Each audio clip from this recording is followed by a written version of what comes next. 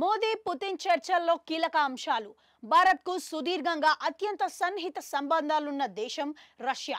భారత్ మిత్ర దేశాల్లో అత్యంత నమ్మదగిన దేశంగా రష్యా దశాబ్దాల నుంచి కొనసాగుతుంది. ముఖ్యంగా రష్యా అధినేత వ్లాదిమిర్ పుతిన్ అత్యంత ఇష్టమైన దేశం భారతే కావడం విశేషం.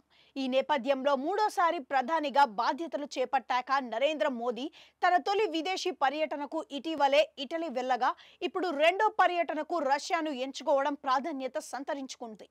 అందులోనూ ఇటలీకి G7 దేశాల సమావేశాల్లో భాగంగా మాత్రమే వెళ్లారు. కానీ రష్యాకు పూర్తిగా వ్యక్తిగత పర్యటన. ఈ నేపథ్యంలో మోదీకు రష్యాలో ఘన స్వాగతం లభించింది.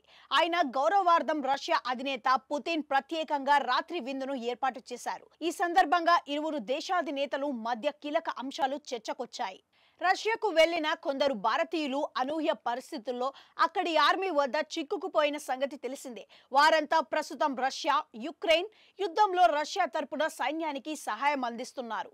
అయితే వారికి సరిగ్గా జీతాలు అందడం లేదని, తిరిగి వచ్చేద్దామనుకుంటున్న వారిని రానియడం లేదని వార్తలు వచ్చాయి. ఈ నేపథ్యంలో మోదీ పుతిన్ చర్చల్లో వారిని వదిలేయడానికి రష్యా అంగీకరించదని సమాచారం. భారతీయులను క్షేమంగా తిరిగి ఇండియాకు పంపుతామని పుతిన్ హామీ ఇచ్చినట్లు తెలుస్తోంది. మోదీ తన 2 రోజుల పర్యటనలో భాగంగా రష్యా అధినేతతో కీలక చర్చలు జరిపారు. ముఖ్యంగా చైనాతో రష్యా సన్నిహిత సంబంధాలు పెరగడం, కీలక ఆయుధాల అందజేత, ఐరోపాను కలుపుతూ రష్యా మీదుగా చైనా నిర్మిస్తున్న road and belt initiative project తదితరాలపైన మోదీ తన ఆందోళనను పుతిన్ దృష్టికి తీసుకెళ్లినట్లుగా సమాచారం.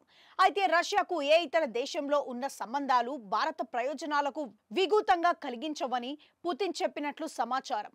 రష్యా హృదయంలో భారత్కు ప్రత్యేక స్థానం ఉందని, దాన్ని ఇంకో దేశం చెరిపివేయలేదని పుతిన్ వ్యాఖ్యానించినట్లు తెలుస్తోంది.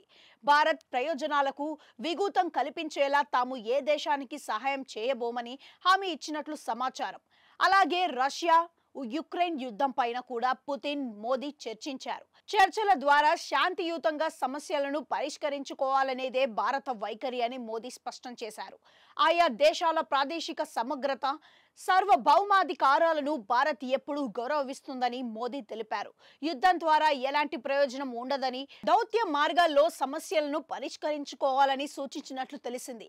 అలాగే ఐక్యరాజ్య సమితి భద్రతా మండలిని విస్తరించి అందులో భారత్కు శాశ్వత సభ్యతాన్ని కల్పించడానికి మద్దతును ఇవ్వాలని మోదీ కోరారని సమాచారం.